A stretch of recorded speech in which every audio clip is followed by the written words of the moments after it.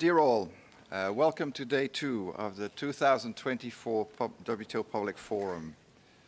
Although we already successfully kicked off activities yesterday, today has more of an official touch as we start the day with the opening lecture to be followed by a live on-stage debate. We're extremely pleased to have Harvard professor and senior fellow at the Peterson Institute, Jason Furman, with us. He's been so kind to join us to deliver the opening lecture of today's forum. Given his incredible and impressive profile and experience, this will no doubt be one, if not the highlight of this year's forum. No pressure, Mr. Furman. He'll be further introduced by Director General Conjuela, after which both will join CGTN's one and only Chen Wei for an on-stage discussion. Director General, can I please invite you to come to the lectern and provide some welcoming remarks?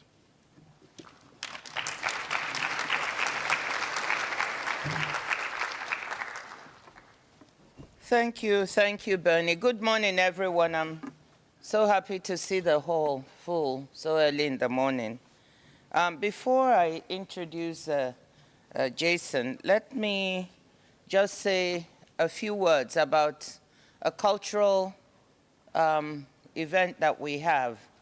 I would like to invite all of you to visit our beautiful atrium in the main building where we have a wonderful art exhibition by Qatari artist Amal Alatem, very, very gifted and talented. If you leave here without seeing that exhibition, you've really missed something. So I want to invite all of you. Amal, will you stand up so everyone can see you? She's come with her paintings.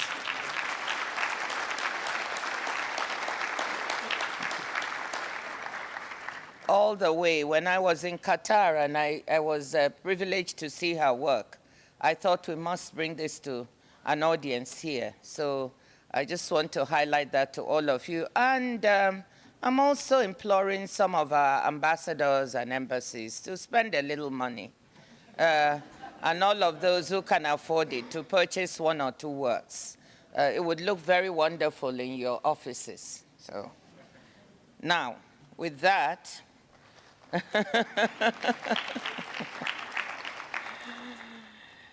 let me welcome all of you, Excellencies, ladies and gentlemen.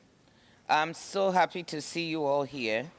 But most of all, I'm very happy to welcome Jason, Professor Jason Furman.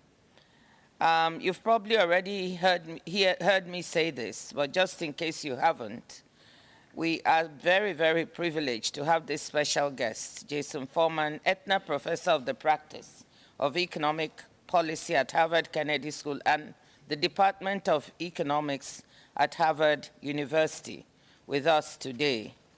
Professor Furman, as Bernie mentioned, is also a non-resident fellow of the Peterson Institute that is partnering so much with us for this occasion. He is a fellow member of the G30 group with me. He is also the former chair of the Council of Economic Advisors under President Obama. So we have a gifted and talented speaker this morning, and we are all very much looking forward to hear what he has to share with us. As you know, we are meeting at a difficult moment for global trade, a moment of risk and uncertainty. Though, as this public forum's theme makes clear, today's challenges also present important opportunities to use trade to improve people's lives and livelihoods. The shocks of the past 5 years, above all the COVID-19 pandemic, the war in Ukraine, and now problems springing from conflict and climate change, have left a complicated legacy for global trade. On the one hand, they've exposed vulnerabilities in global supply chains. Disruptions and delays led to product shortages and price spikes. We saw inflation return to advanced economies after decades, and trade, long a source of disinflationary pressure, was suddenly seen as part of the problem. In many developing economies, higher interest rates in rich countries meant debt distress, and financial instability. On the other hand, we've also seen remarkable resilience in trade and together with it, resilience in the wider global economy. But there's absolutely no doubt that trade is facing challenging times. And we look forward to hearing how can trade pull itself, continue to pull the global economy along, continue to make a difference in people's lives, continue to be a source of solutions for today's global challenges. So let me leave it there because I'm not the lecturer. I have about four more pages of text, but I'm not going to go through it because I want to listen to Jason. So thank you, and over to you, Jason.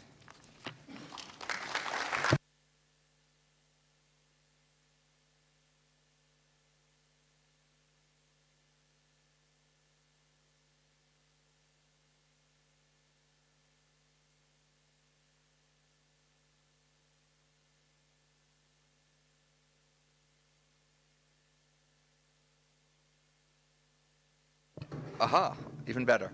Dr. Ngozi, it's an incredible honor to be here. This is my first visit to the WTO. That makes it still about a 100-to-1 ratio of visits to the IMF and World Bank to this incredibly important international economic organization. And I'm hoping in the years to come can further improve on that ratio.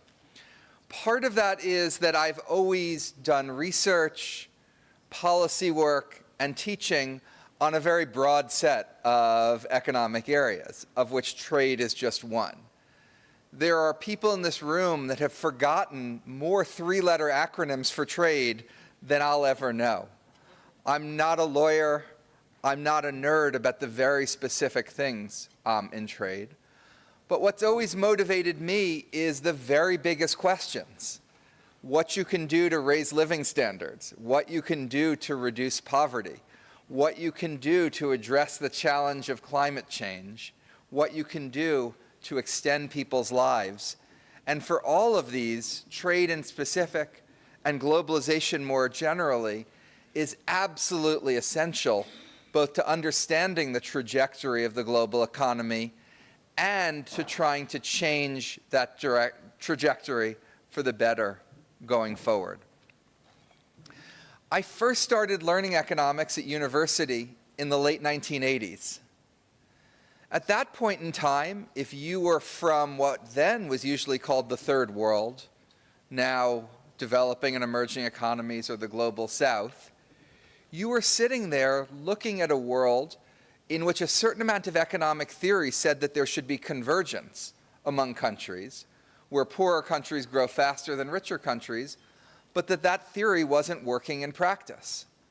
That global inequality was growing, the rich countries were growing faster than the poor countries and getting further apart from them.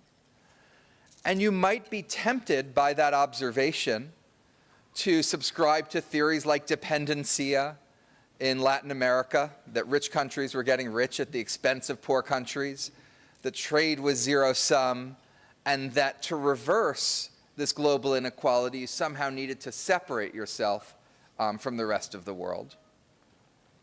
If you were sitting in the United States when I first started learning economics, you were 20 years into a dramatic productivity slowdown, a dramatic reduction in the growth of living standards, an increase in inequality.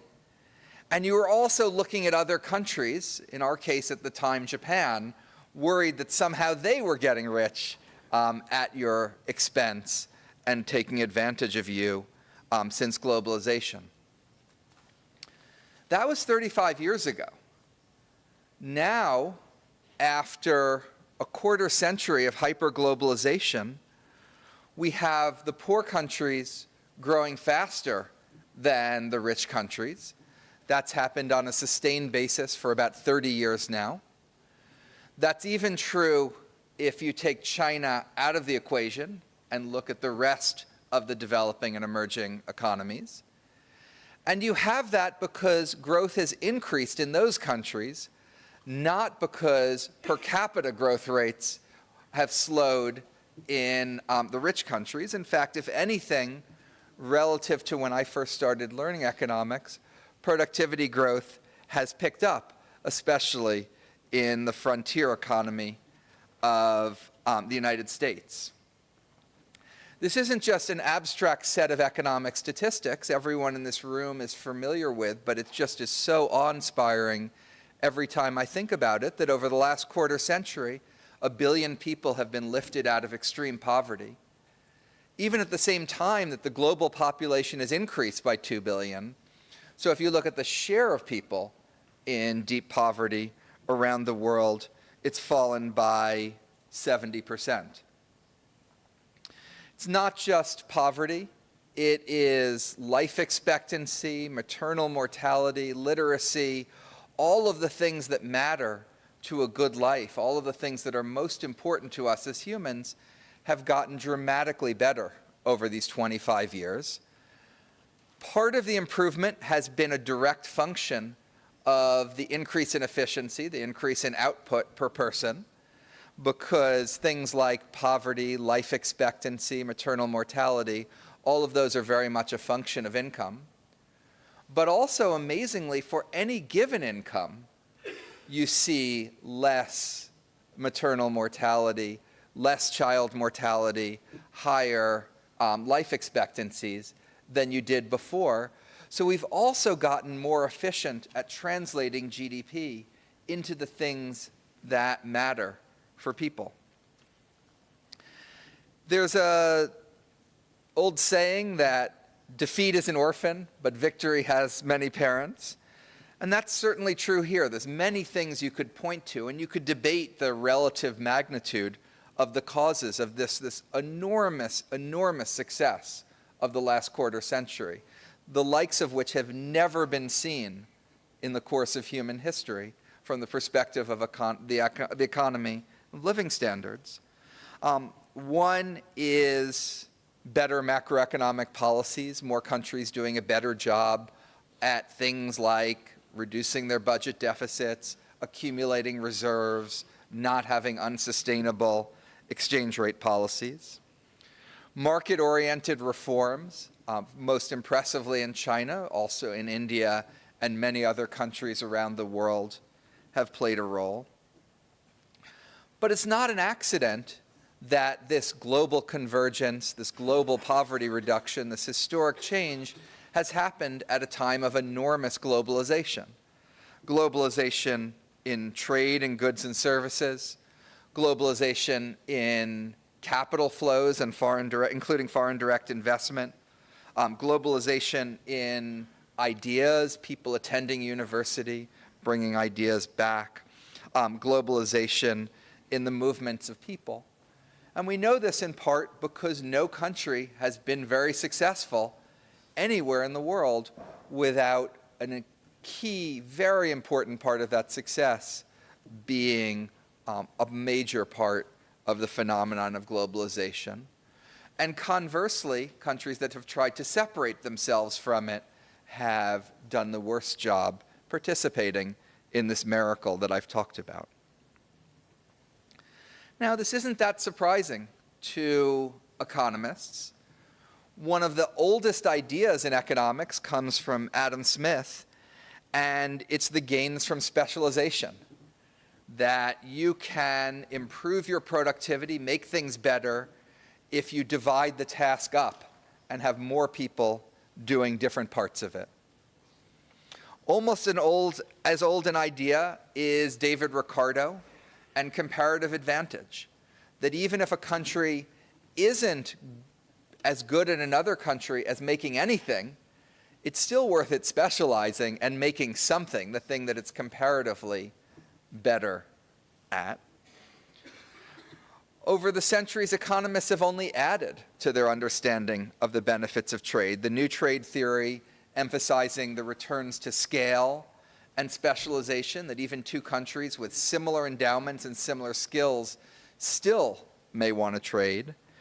And then as we get to the new growth theory, the idea that technological progress itself is grounded in trade. You don't just think that the production function is something that's fixed, endowments are something that's fixed, but trade itself can lead countries to specialize. Just look at the global supply chain for microchips and the intense specialization that you get in individual countries around the world, like the Netherlands, other parts of the world, South Korea, etc. Just enormous amounts of innovation come out of that specialization and scale. Now, this isn't just something that affects emerging and developing economies. Much of the miracle I described has happened there, but it also helps countries like my country of the United States. It helps on the export side, where export jobs pay more than other jobs, where about 1/4 of productivity growth in recent decades in the United States is tied to global trade, and that's essential for having real wage growth, essential for having doing that real wage growth without inflation.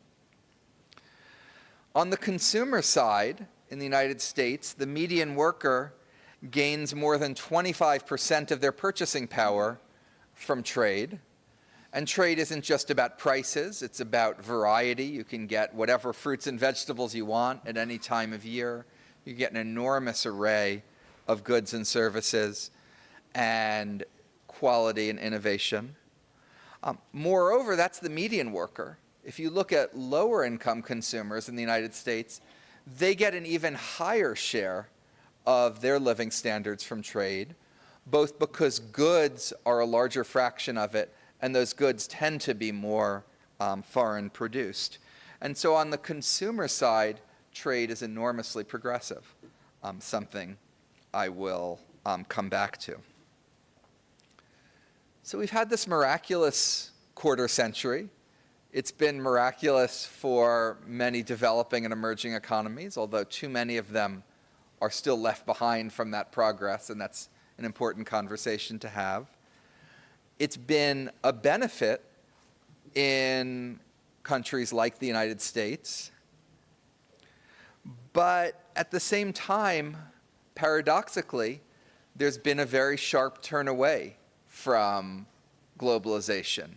At precisely the moment of its greatest success, it's under the greatest amount of attack, strain, and threat of reversal. So why do we have this enormous success and this backlash at the same time?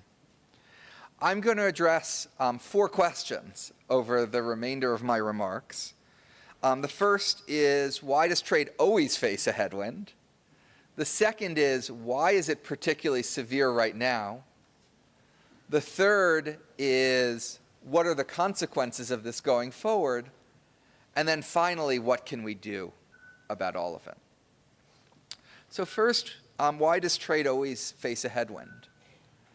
Whenever an economist goes on and on about the benefits of something, as I've done, and yet you see the political system not doing the thing that the economist says, there's, broadly speaking, 2 types of reasons that that could happen. The first reason that people could not like something is because they don't understand. And in that case, the remedy is that you need to explain it better. Maybe ensure that this lecture is broadcast to the entire world, which it is, or that the entire world is currently watching, which may not be the case. Sometimes, though, the opposition to things isn't because people don't understand and you need to explain it better, but it's because people do understand. And they do understand maybe they're a special interest who understands that it's not in their interest, what you're saying, even if it's in the broader interest. Or maybe the economists themselves are missing something. In this case, I think it is a combination of all 3. I think there's a little bit the economists and the traditional globalize everything is missing. I don't think that's the most important part, but I'll come to that. But I think an awful lot of it is special interests that do correctly understand that their interest on the particular matter at hand is to not expand globalization, taking advantage of all of the misunderstandings to build broader public support for it, or at least not opposition. Take something like right now, the Japanese steel company, Nippon Steel, has proposed to buy the American company, U.S. Steel. Just about every expert in the U.S. political system, including some of the most protectionist of them, think that this is a good idea. That U.S. Steel is strapped for cash, that this additional inflow of investment will really help it, that Nippon Steel has made a set of commitments to workers. And by the way, it doesn't involve moving the steel company out of the United States. It would still be in the United States. And nevertheless, both the administration and the leading candidate from the other party for president have come out against this. Part of this is that it is possible, though I'm not 100% convinced, but possible that the labor union involved correctly understands that it would be better off if U.S. Steel remains an American company, even if that is at the expense of everyone else, although I'm not sure of that. But then, if it was just for a small number of people at the expense of everyone else, you wouldn't be able to get away with it if everyone else didn't understand what was, if everyone else correctly understood what was at stake too. So it's this interplay between a special interest being able to garner broader support from a broader misunderstanding. I could spend hours talking about all the myths and misconceptions that have grown up around globalization and trade, but given my limited time, I'm just going to briefly go through what I see as the 5 most important misconceptions and misunderstandings. Some of these have the feature of not steel-manning the argument against trade, addressing the best arguments against it, but straw-manning the argument against trade, taking some of the weakest arguments against it and taking them apart. And my defense for spending all the time on the straw-man weakest arguments against trade is that the opponents of trade also spend virtually all of their time making intellectually incoherent and incredibly weak arguments against trade. So it's not my fault that I'm here debating with a straw man. So the first is just that trade is somehow different from technology. Imagine we invented a machine that you could grow soybeans, put soybeans into the machine, and the machine would turn those soybeans into cars. No one would have any skepticism, doubt, or fear about this machine. And if workers lost their job to this machine, some might think it was unfortunate, some might want to compensate them, but it wouldn't arouse anything like the passions we have now. Trade is just like that machine. You just put the soybeans onto a container, you ship the container maybe to Japan or Korea, and back come cars. There's many ways the effects on workers, the effects on consumers are really quite analogous, but people go through a mental process that's quite different, and I think this is at the root of it. The second is a set of macroeconomic misconceptions. The trade surpluses are good, the trade deficits are bad, the trade deficits take jobs away from a country, that they're caused by others' unfair actions. In my introductory economics class, which is the largest class at Harvard, I spend half an hour every year dismantling this set of ideas, which are pervasive. I'll spend half a minute here saying that economists understand imports are actually the good thing. That's what we enjoy. That's what we benefit from. Exports are the unfortunate thing we do just so we can get those imports. Trade surpluses and trade deficits have much more to do with policies like, is your government running a budget deficit? What are you doing to encourage or discourage saving than they do with any trade policies. That the United States runs, in many cases, bilateral surpluses with countries that have high tariffs against us, like Brazil, and trade deficits with countries that have lower tariffs with us. That the central bank is basically deciding the number of jobs, and if the trade balance changed quite a lot, interest rates would change quite a lot and offset it in terms of jobs. A third myth, one that I almost wouldn't have imagined would rise to the level of prominence, and here I'm perhaps being a little bit parochial about the debate we're having in the United States right now, is the idea that tariffs are just this miraculous thing that tax people have wanted to come up with for decades. There's a famous saying, don't tax you, don't tax me, tax the man behind the tree. People have been trying to find that man behind the tree, and some people think they've discovered him in the form of tariffs, which are paid by foreign countries, not by yourself, being that myth. The person responsible for trade policy in the United States Trade Representative, said the link in terms of tariffs to prices has been largely debunked. To her credit, she somewhat walked that statement back after making it. The person running for president from the other party has made the statement more strongly and does not have much of a reputation for walking his statements back. If anything, he's doubled and tripled down on it. It's so obvious that tariffs raise your own prices. They wouldn't accomplish the goal that they're of protecting things if they didn't raise your own prices. And by the way, if they didn't raise your own prices, when other countries reciprocate and retaliate with their own tariffs, if your consumers pay them, you'll end up paying there anyway. Fourth and fifth are not in the category of myths and obvious untruths. They're empirical questions that should be taken seriously. The fourth one is inequality, and that trade causes inequality. This is worth taking seriously. This is an empirical question. Let me go through quickly just a few pieces of it. First of all, at the global level, trade and globalization more broadly have contributed to an incredibly rapid, enormous reduction in inequality. If you look at the inequality among all the people in the world, you erase national borders and ask just how much inequality is there among 8 billion people. If you look at Branko Milanovic's numbers, all of the increase in inequality from the year 1900 to 2000 went away between 2000 and around 2020.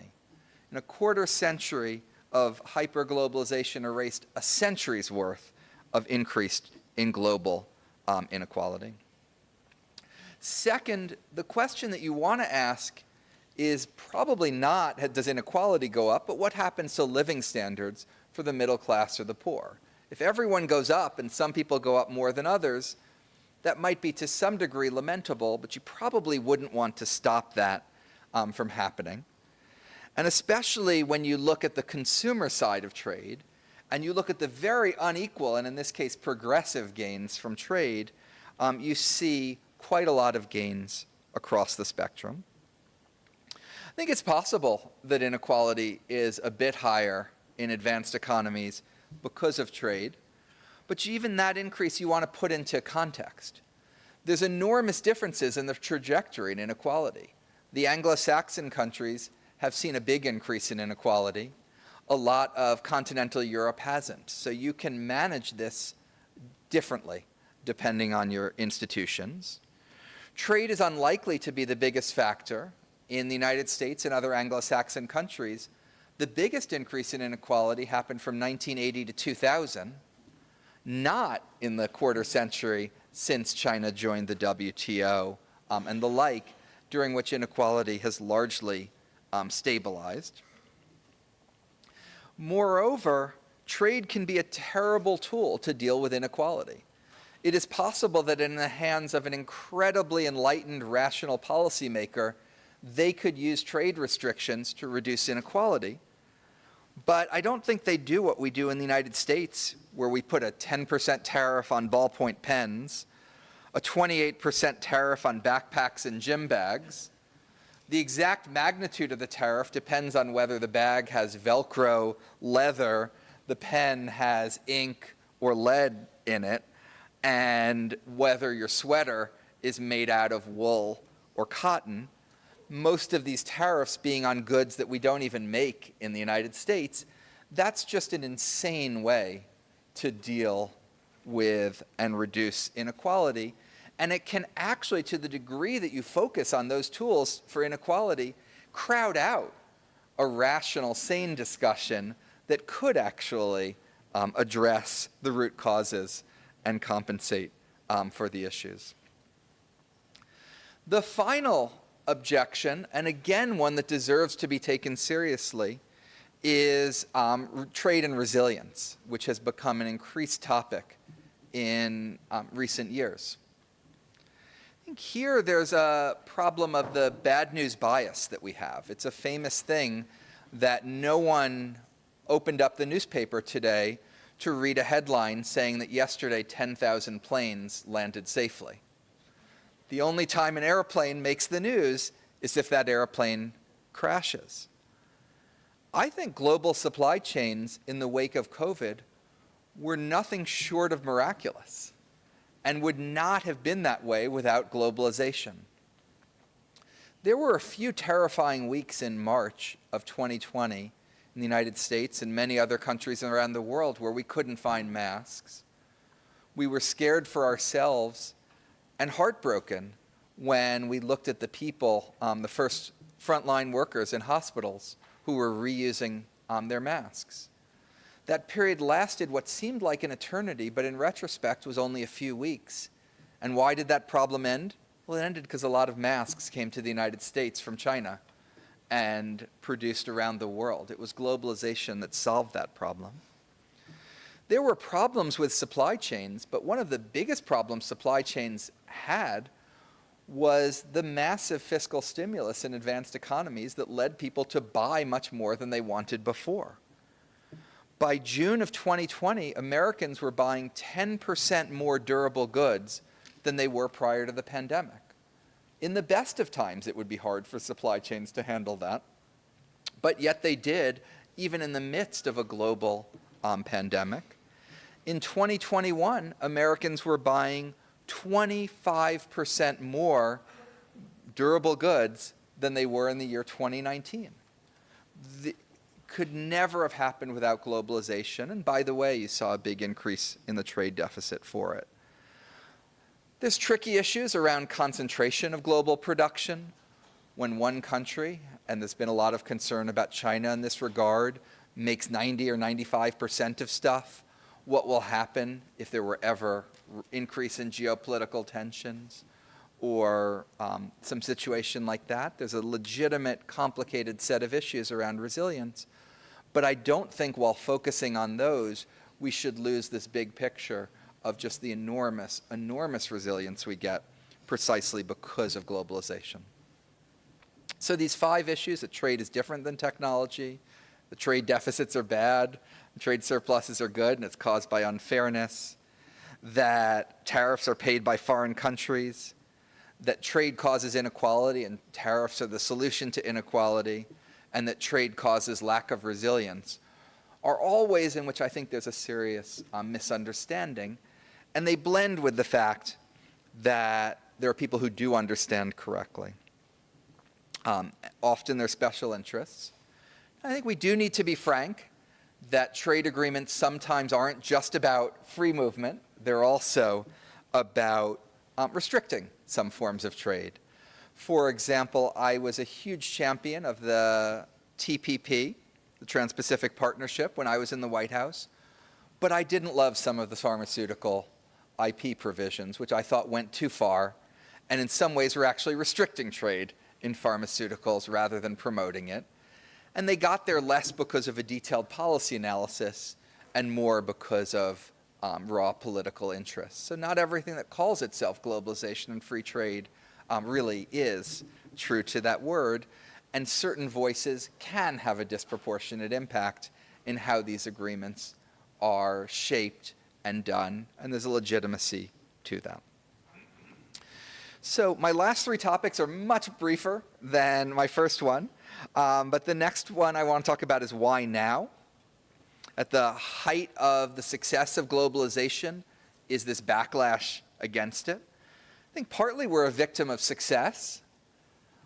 A lot of the skepticism about trade itself is in the United States, which I would not recommend it become an autarky, but it would work out less badly as an autarky than it would in many other countries in the world. We could still feed ourselves, we could still have oil, we could maybe somehow figure out how to make cars. If Sweden tried to be an autarky, almost every worker in Sweden would lose their jobs, and they'd probably starve within a year or two. So it's no surprise that Americans can indulge in more of a protectionist fantasy than Swedes can, because the downsides are there for the United States, but they're not as big as they would be for, say, Sweden. Second, the form of globalization that has gotten the most controversy in other advanced economies is not trade, but immigration. Immigration is highly visible. It is the case that the foreign-born population in countries throughout the advanced world the share is higher now than it's ever been in many countries, or than it's been in more than a century in the United States. I think that's a wonderful thing. I think that's key to economic growth. I think that helps overcome the demographic barriers to growth, increases productivity.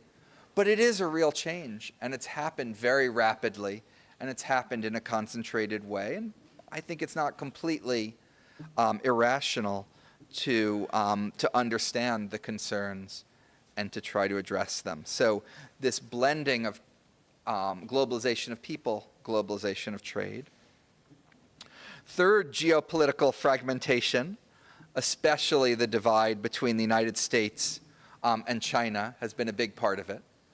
National security has always been invoked in the context of trade.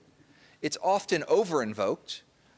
I talked about Japanese steel companies' attempt to acquire a U.S. steel company, which might be blocked on national security grounds, which couldn't be a more absurd argument to make with an incredibly close ally of the United States.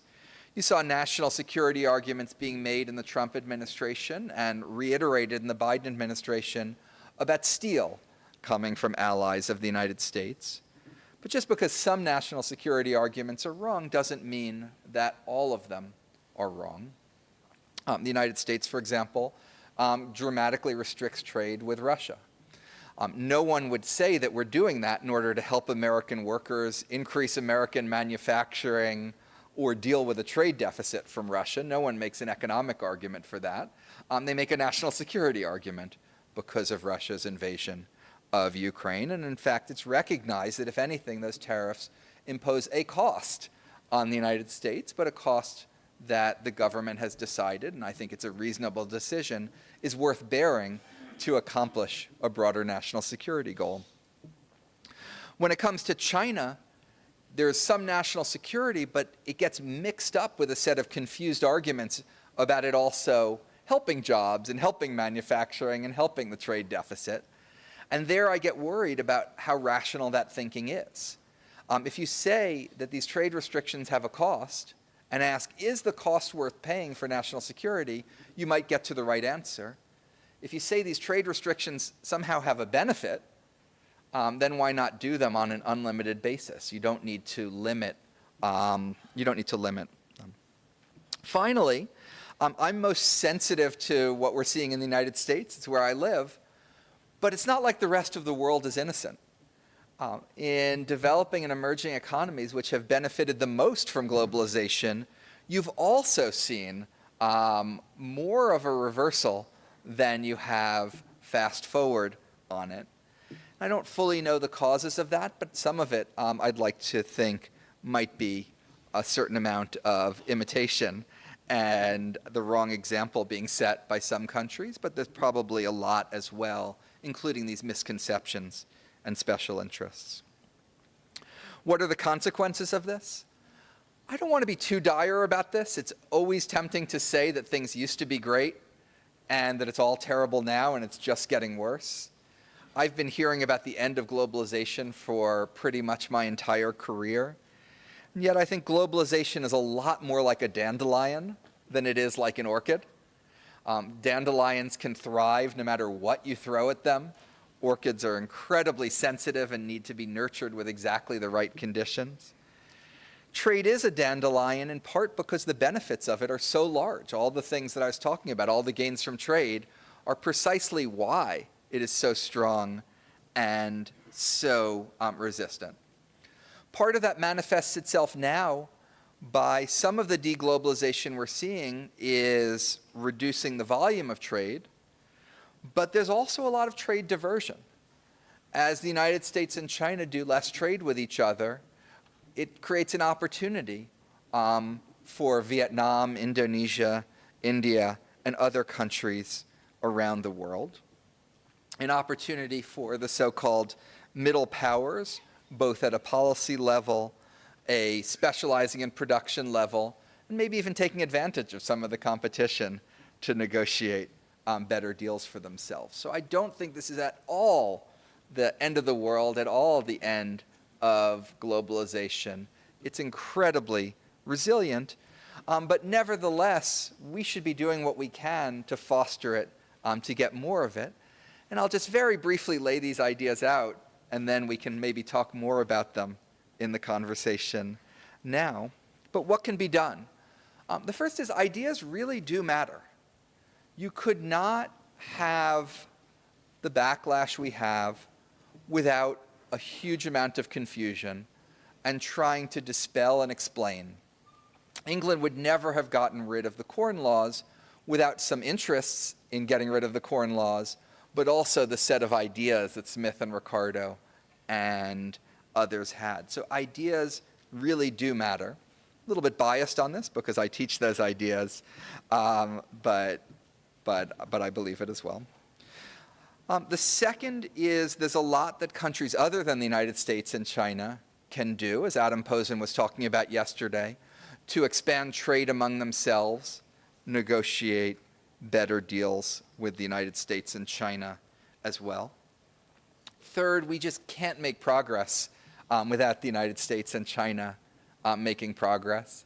I've talked more about self-flagellating the problems we have in the United States.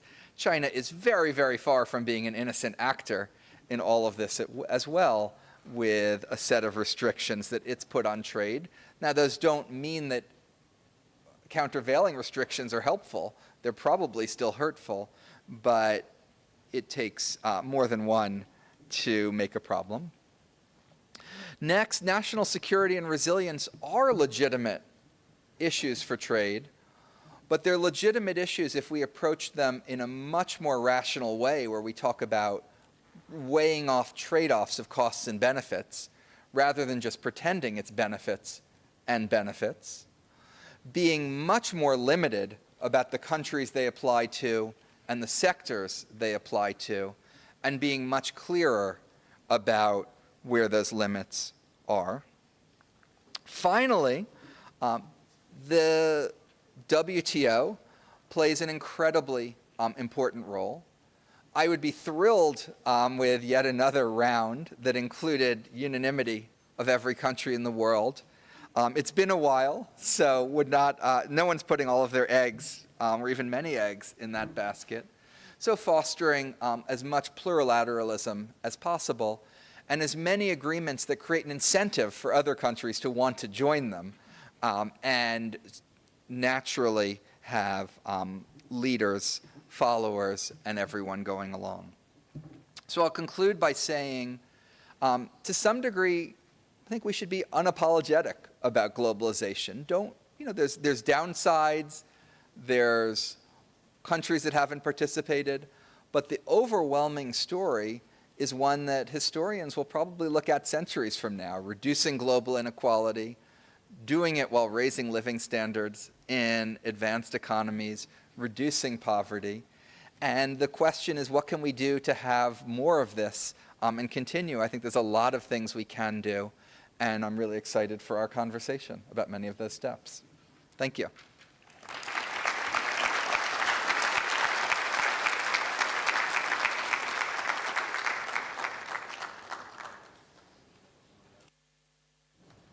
Thank you so much, Jason, for that beautiful lecture. I wish I were sitting in your classroom listening to the principles of economics. By the way, before I ask Madam Director General to respond briefly to what you just said, I've been having 24 hours from the very beginning of yesterday to see conversations here and also in other rooms, not about rhetorics, but about logic, basics, and numbers. And Jason, with your lecture, is also a demonstration of that. Thank you for that. Madam Director General, very briefly to you, Jason used the analogy, globalization is not an orchid, but dandelion that's always growing back. I know you also have another analogy, which is using a proverb, don't throw the baby out with the bathwater. But I want to check with you, reality check, how is the baby right now? The baby is teething. For any mother who's had a baby, you know, teething time is when you don't sleep very well at night. But the baby is still there. I just want to thank Jason for that lecture. And I'm so glad you came because it was partly listening to the rational way in which he approached the issues of globalization. It's not over-glorifying it and saying it solves all the problems, but recognizing what it has done well and what it has not. That really intrigued me. All said in a very non-defensive fashion. And I think it is far easier to have someone in his position be able to articulate some of the arguments about why we shouldn't indeed throw the baby out with the bathwater than to have even someone from the WTO do it. But what Jason has articulated is captured in the past 2 or 3 World Trade reports that we've done. And I really want to thank our team here at the WTO for this wonderful work done by the staff on these reports. Brings out and fleshes out a lot of the arguments. He's maybe made it very eloquently and elegantly, but it really buttresses what we've been trying to say, that globalization, it is a shame we are forgetting that those who made the decision to create the multilateral trading system, you know, because they thought it was indeed going to deliver some of the good that Jason talked about, seem to be forgetting, and it's good to remind. So I agree. I love the issue about intellectually incoherent arguments. It's better he says it against trade than I do. And I also do agree that globalization is more like a dandelion than an orchid, because it's really in the self-interest of, you know, nations to be able to, and it makes economic sense to be able to trade. So in short, we agree strongly with his arguments. That doesn't mean that we know how to handle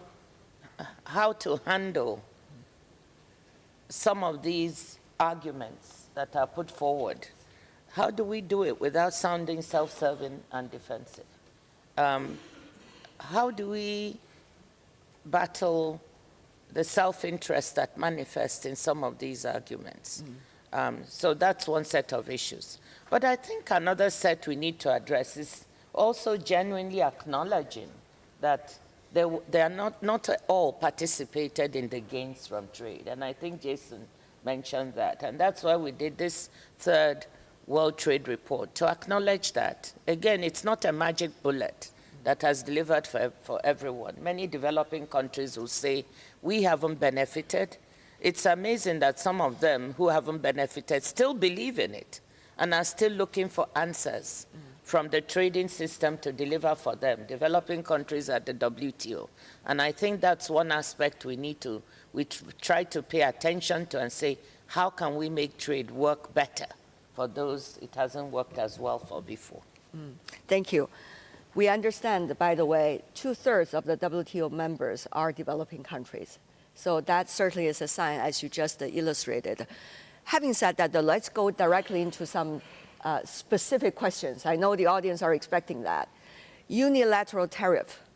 Of course, that is one that has been hearing a lot in the corridors, the discussions, or in the coffee shops of WTO.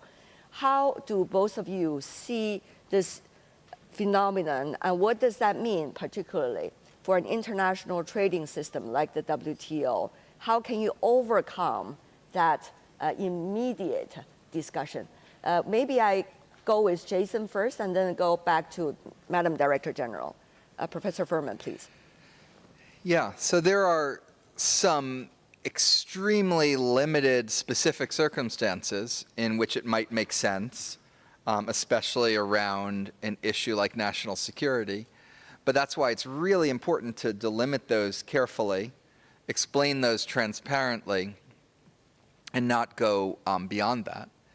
If you're talking about something like across-the-board tariffs on every country in the world, the macroeconomic argument for that is nonsensical. The microeconomic argument for that is nonsensical.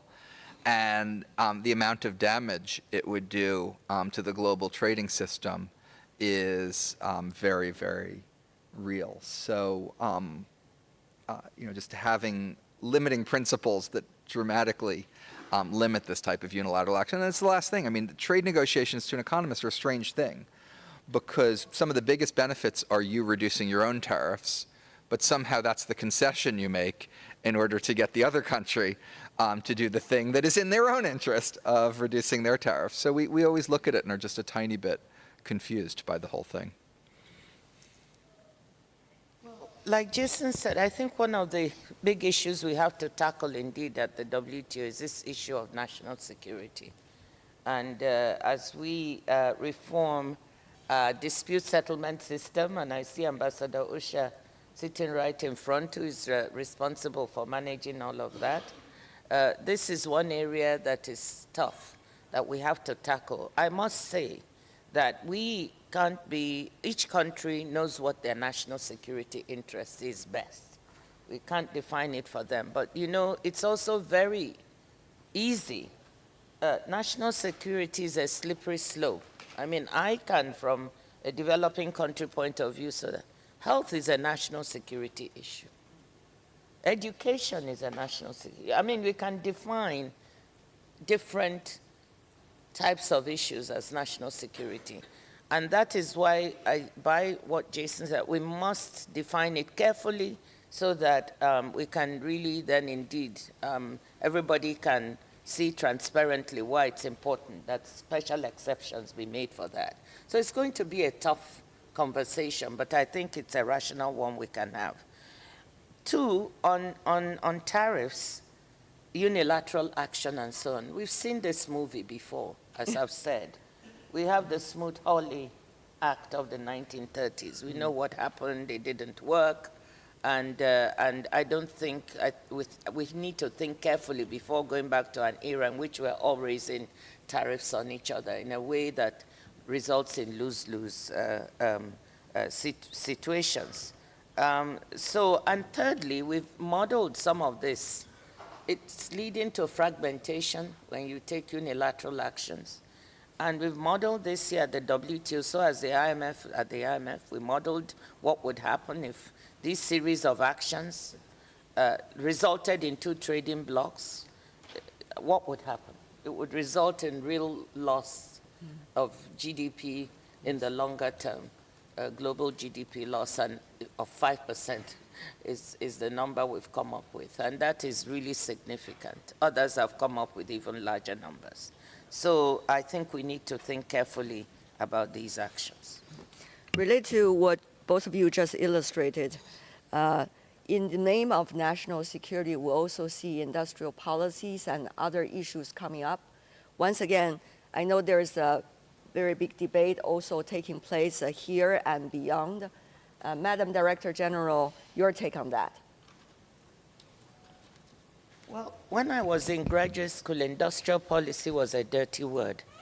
Well ahead of Jason, I don't know what it was when you were in graduate school.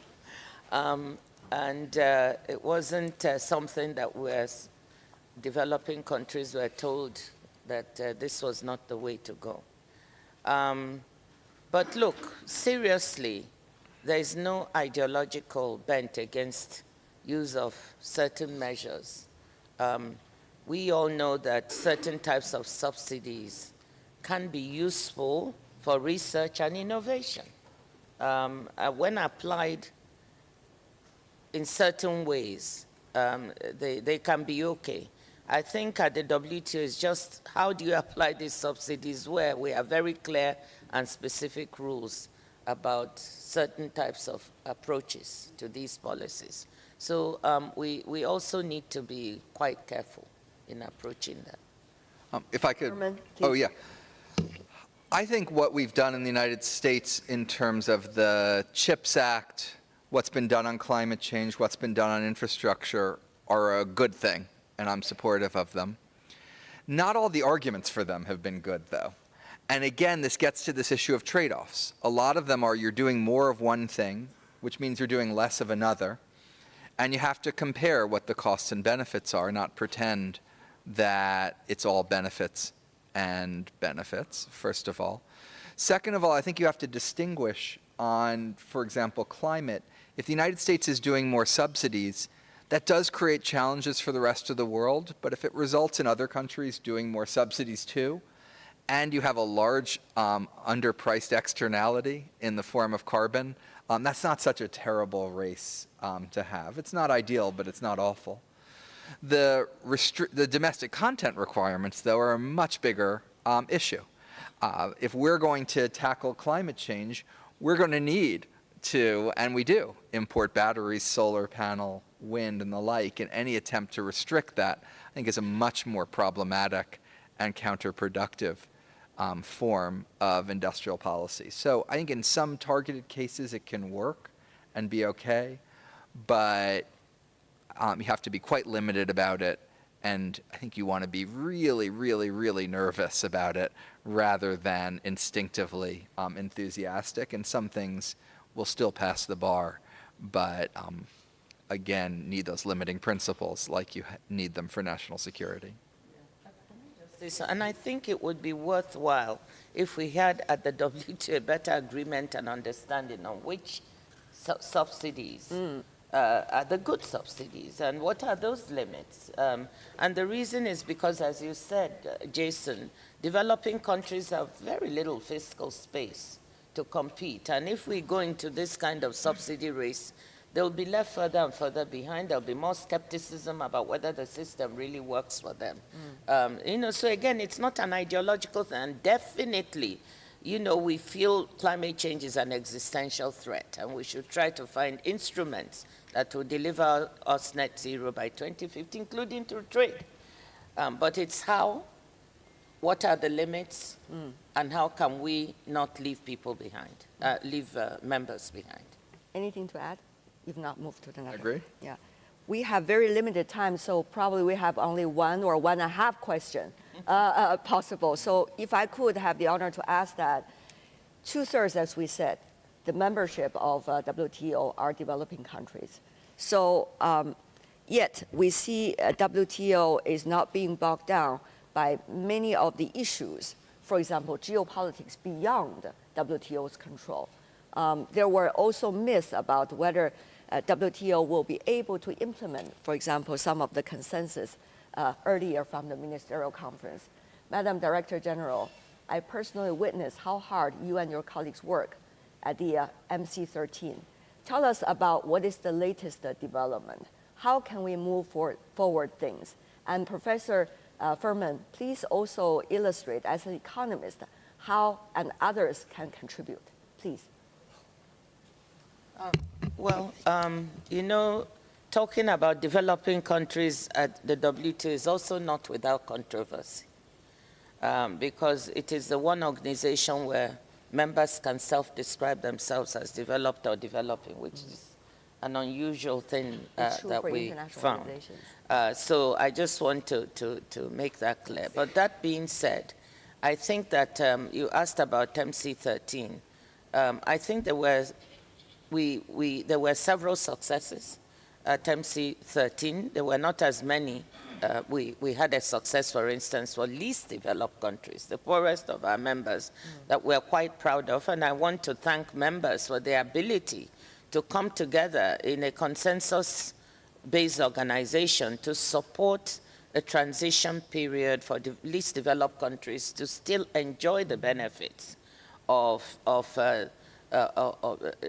enjoy certain benefits after they graduate from the least developed country status, simply because giving them a period of time to make sure they don't slip back into that category is very important. We agreed on that after years and years and years of debate. That's just one example. We extended the moratorium on not charging customs duties on electronic transmissions, and again, I want to thank Ambassador Usha for the work on that and the work program that was accomplished there. We admitted 2 new members. So we had quite a few successes, but there were some disappointments.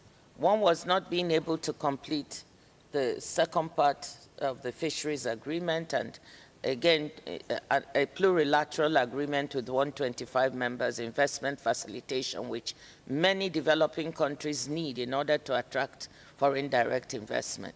Those 2, we brought them back to Geneva. The work is continuing, and there's a tremendous appetite by members to complete this work before the end of the year, and we're really trying to push forward on that. Thank you for clarifying that, Madam Director General. As Jason said, probably the world is watching this lecture, opening lecture. Thank you so much, Professor.